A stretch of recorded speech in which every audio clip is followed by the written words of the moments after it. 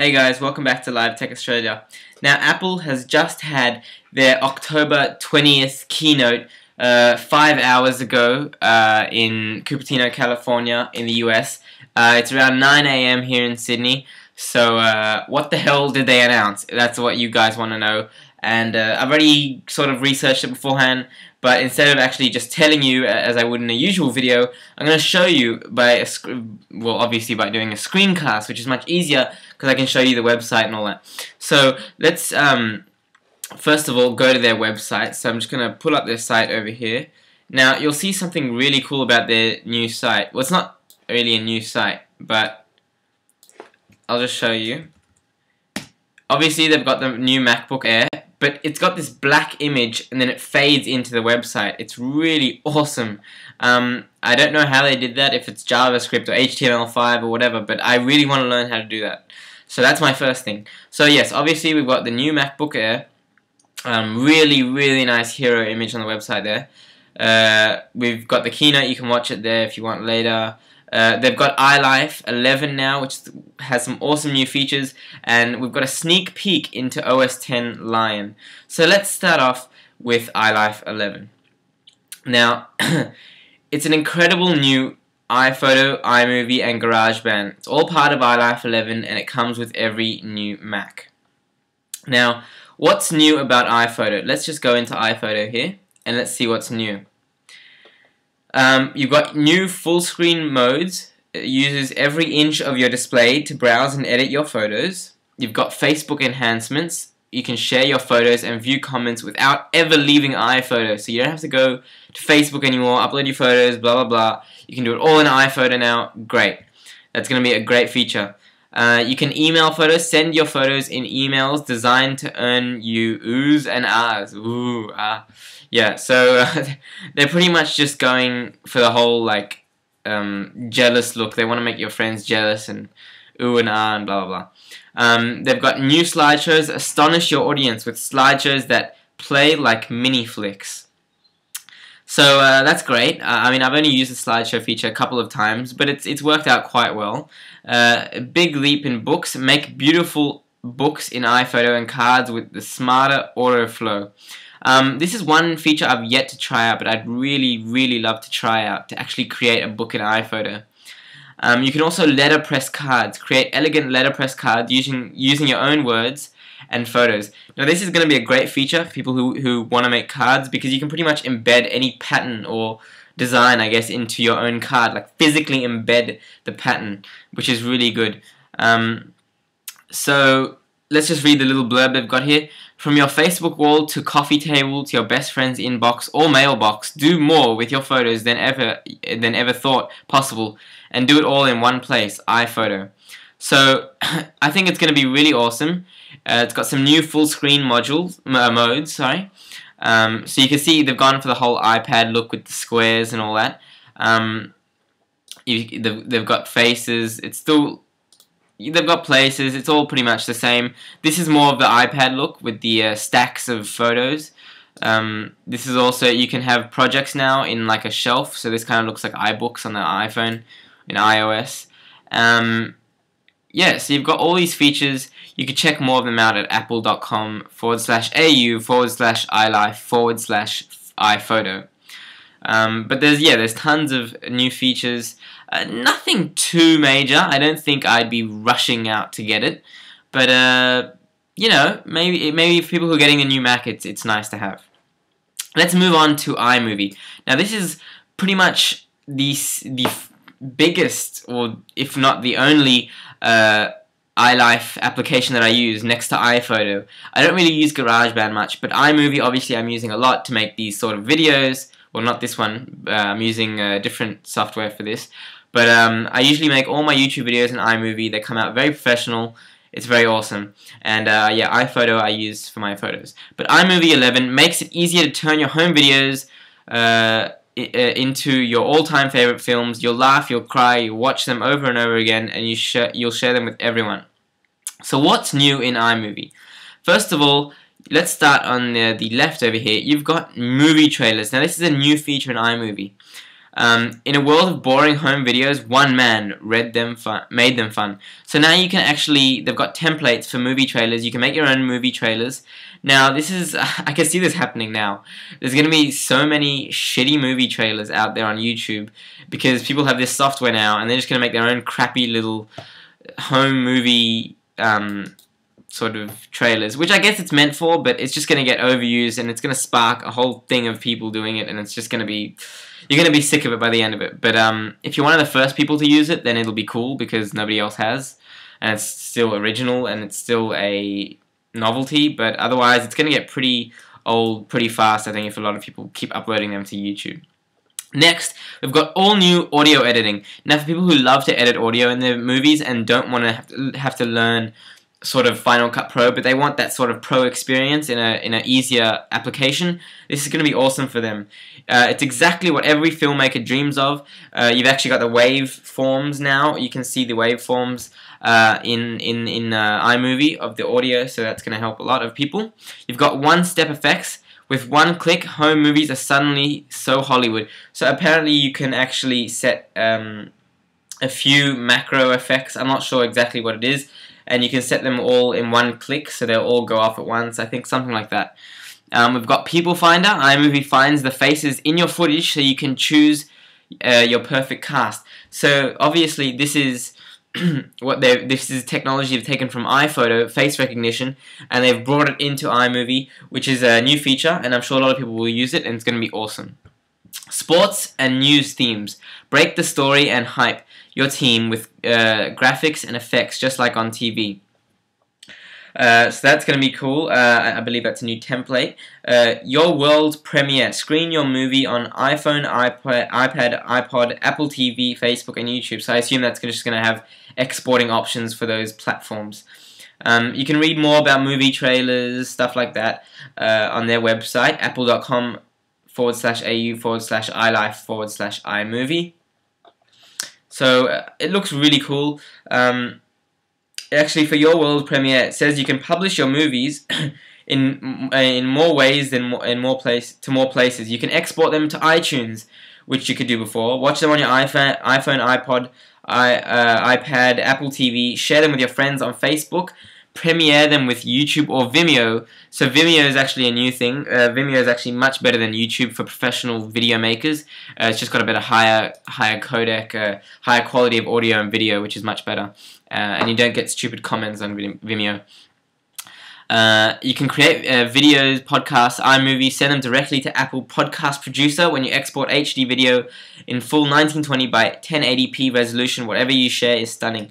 It also has a CNN iReport here, so I'm assuming that if you take footage and you quickly want to send it to CNN iReport for them to put a story on, so you can probably send it straight there, which is really cool. So that's going to be awesome. Check that out. Let's move on to GarageBand. Now, I don't really use GarageBand much, but I'm going to tell you guys about it anyway because I know there's a lot of you out there who use it. You music professionals, it's a great tool. I would love to learn how to use it if I knew how to play instruments. Welcome to the School of Rock, a Mac-sized practice space, your own recording studio. If you want to learn to play instruments, write your own record a song, GarageBand has everything you need. So I think that they've added a few more tutorials from famous people or whatever since the last version. But yeah, let's see what are the new features in GarageBand. Flex time. Keep your songs in rhythm with quick timing fix. So let's just read a bit more about that. Flex time and groove matching are powerful tools that help you improve the rhythm, fill your recordings. You can fix the timing of a note, tighten the groove of your track, and easily create a great sounding song. So I believe even if you suck, according to this thing, it will fix it up for you. It's kind of like spell checker, but for audio professionals, if that makes any sense. Moving on, groove matching. Instantly match the rhythm of your whole band to a single track. Awesome stuff. Guitar, amps, and effects recreate the sound of legendary guitar rigs and pedals. So that's going to be awesome. They've got some high quality record, like loops, stuff like that in there. How did I play? Put your skills to the test while you're jamming on a lesson. So it's kind of like Rock Band for GarageBand sort of thing.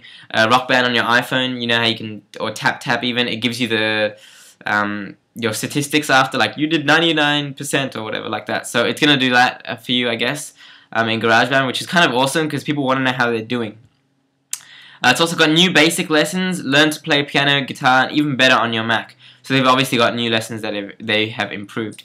Now there's another option here, video showcase. You can actually go and see that, all those things from iPhoto, iMovie, and GarageBand, all the videos at once. But if you want to check more out on GarageBand, head over to apple.com/au/iLife/GarageBand. Now, let's go back to the home page. And so they've got iLife.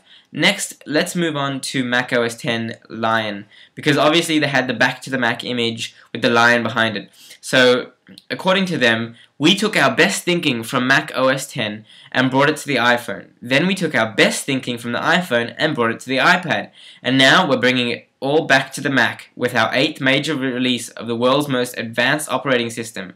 Mac OS X Lion arrives in late 2011. Here's a sneak peek of just a few features. Now, we've got the first feature coming soon to a Mac near you is the Mac App Store. Now this will ship, well, it's not really a product that you can ship, but it will be released before before the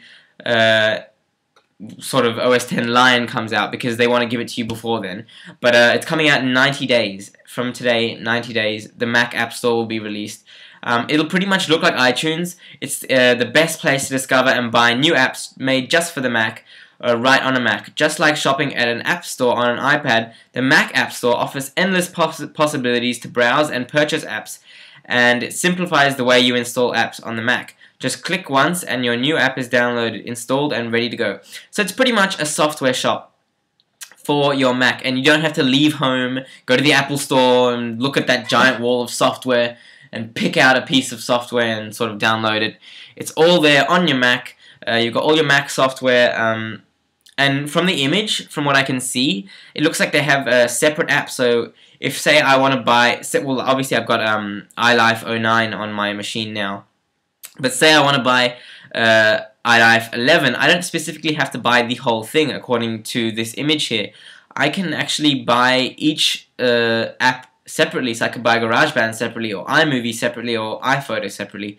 I think I would only buy iMovie because that's pretty much the only one I'd really get more out of, and also it's the one I use the most.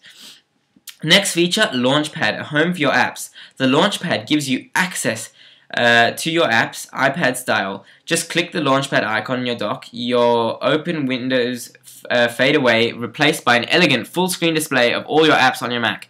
It takes just a swipe to see multiple pages of apps. You can arrange apps in any way you like by dragging an app icon to a new location, or by grouping apps in a folder. Download an app from the App Store, your new app automatically appears on Launchpad, ready to blast off. So as soon as you download an app from the App Store, I guess, or the Mac Store, it'll head straight on over to that Launchpad, which is awesome. It kind of does look like the iPad. It sort of blurs out the background wallpaper, and in the foreground you get all your apps, and I guess you'll be, well, not swipe, but you'll sort of be able to just click with your mouse, or I guess if you also have a trackpad, just swipe gestures, 2-finger gestures, and it'll be really nice like that. You've also got folders here, so you can have folders now. You'll probably be able to just click and drag an icon, shove it into another icon, and it'll create a folder. So that's really awesome. That will be a cool feature. Can't wait to see that yet. Full screen apps, a better way to enjoy the apps you love. On an iPad, every app is displayed full screen with no distractions, and there's one easy way to get back to all of your other apps. Mac OS X Lion does the same thing for your desktop. You can bring an app to full screen with one click, switch to another full screen app with a swipe of a trackpad, and swipe back to the desktop to access your multi-window apps. And system-wide support for full screen apps makes them bigger and more immersed. You can concentrate on every detail of your work or play on a grander scale than ever before. So you can see it's got those tiles, very iPad-like, very iOS-like. It's going to be awesome. Next is Mission Control, Mac Command Central. Makes it sound very important. Mission Control is a powerful and handy new feature that provides you with a comprehensive view of what's running on your Mac. It gives you a bird's eye view of everything, including Expose, Spaces, Dashboard, and full screen apps all in one place. With a simple swipe gesture, your desktop zooms out to mission control.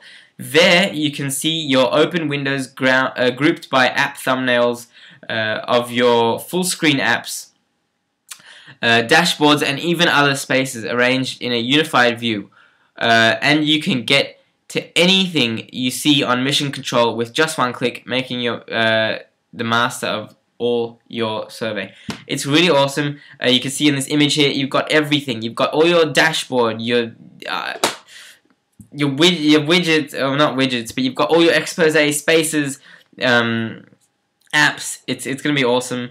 Can't wait to see it. So that's got what's new in Mac OS X Lion. Can't wait till it comes out. Don't know when. Sometime next year. Late next year, they said.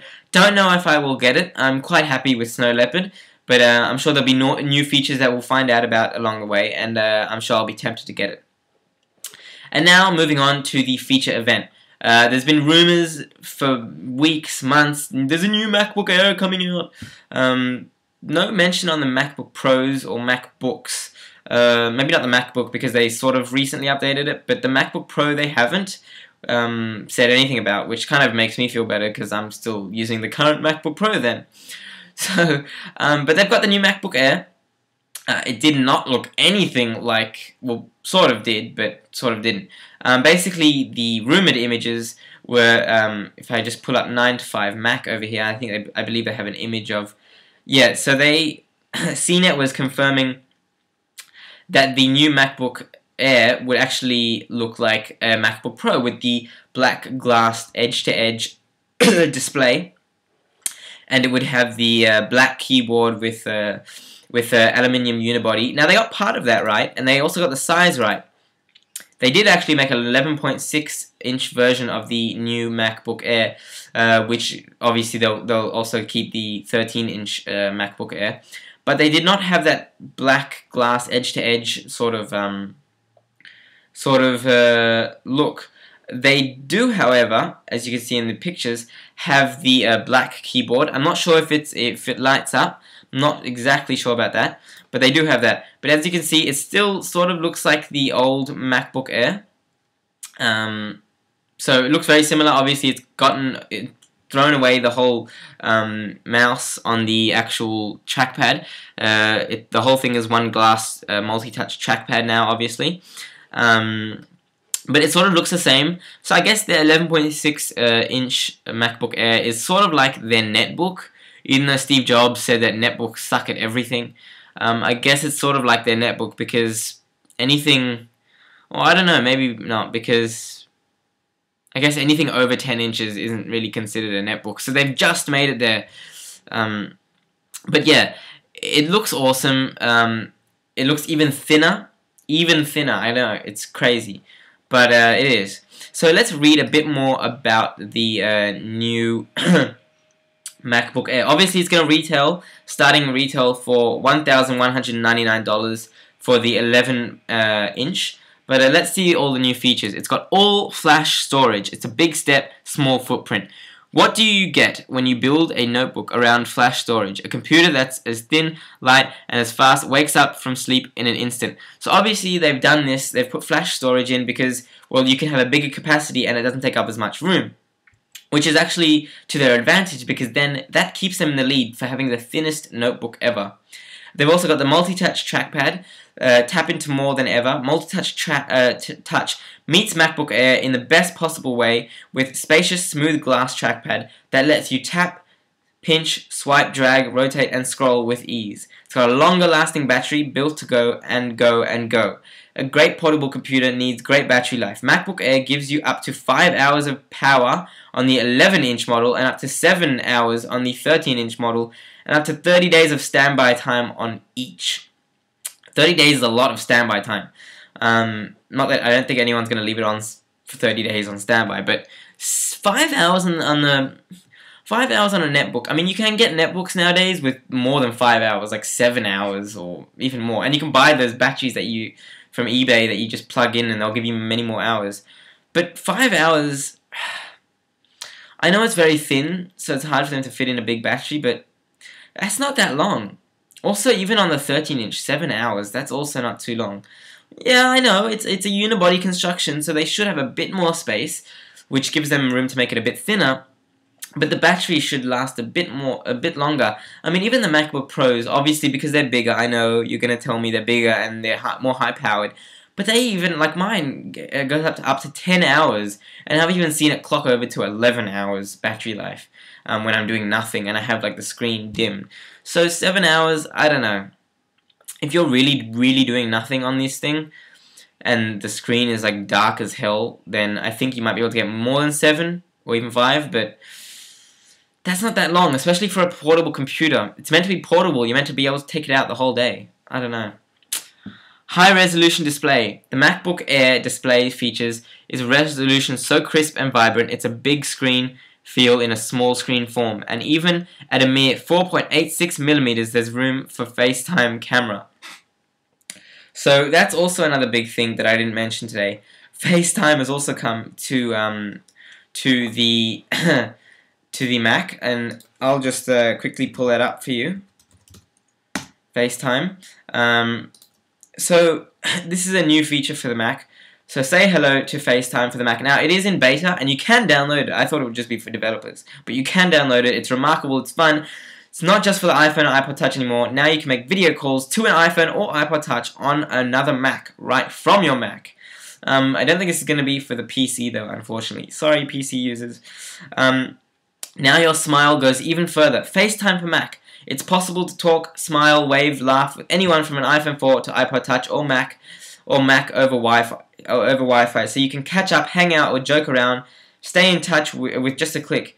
Sure, it's great to hear voice, but it's even better to see a face that goes with it. So it's really awesome. I can't wait to test it out because I already have a few friends who've either got an iPod Touch 4th gen or iPhone. So I've only got a handful of friends that I can do FaceTime with, but it's going to be awesome to try out. The quality probably won't be so good because the iPhone's camera isn't that good, but the camera on the MacBook Pro will be pretty good. On the laptops will be pretty awesome. So FaceTime for the Mac. Moving on, by the way, you can download that from apple.com/Mac/FaceTime. So go download it now. But back to the MacBook Air. It looks awesome. I don't think, well, obviously I'm not going to get it. Maybe to review, if I can get my hands on one from Apple to review. Can't promise, so don't hold me to it. But it's not for me, to put it bluntly.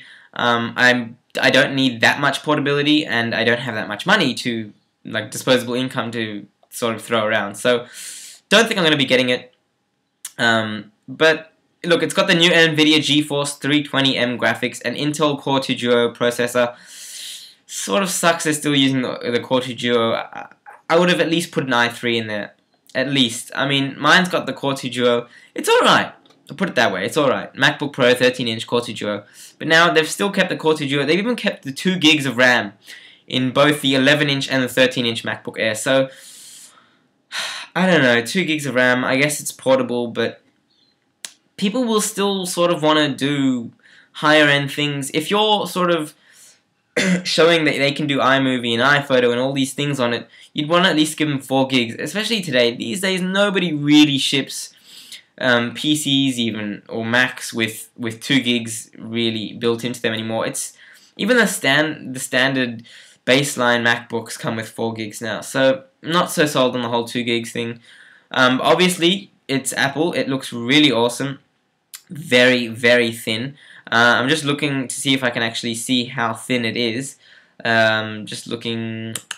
Yes, so we've actually got, you can see here, the 11-inch MacBook Pro is very thin. I mean, you can see it on that image there. Just trying to see, I guess it would be in the tech specs. The 11-inch, the 11-inch, its height is 0.3-1.7 centimeters. The width is 29.95 centimeters. Depth, 19.2 centimeters. And the weight is just topping over a kilo at 1.06 kilos, which is not too much. That's only 2.3 pounds. Not too heavy. I think I could carry that in my bag. But yeah, very, very thin. Let's check out the 13-inch. Well, I guess we could even click the compare button. yeah, so the 13-inch, it's got a the height is 0.3-1.7 centimeters, so same as the last one. The width is 32.5 centimeters, depth is 22.7 centimeters, and weight is just 1.32 kilograms, which is 2.9 pounds. Again, not too heavy. Really awesome. So that's pretty much it. I know I've been going on for a long time, and if you're still sitting through this video, good on you. You're an Apple fan and you want to know what's going on in the tech world. But that's pretty much it. I thought you guys would like this format better than me just blabbing on with no sort of visuals in front of the camera. But that's pretty much it for the October 20th keynote from Apple. And stay tuned, because you never know when anybody's going to release a new product. And I'm going to try so hard to convince the guys down at Apple in Sydney to give me a MacBook Air and maybe even iLife 11 to review. But we'll see. Anyway, this has been Daniel for Live Tech Australia with the wrap-up of the October 20th keynote from Apple. We'll see you later, guys. Bye.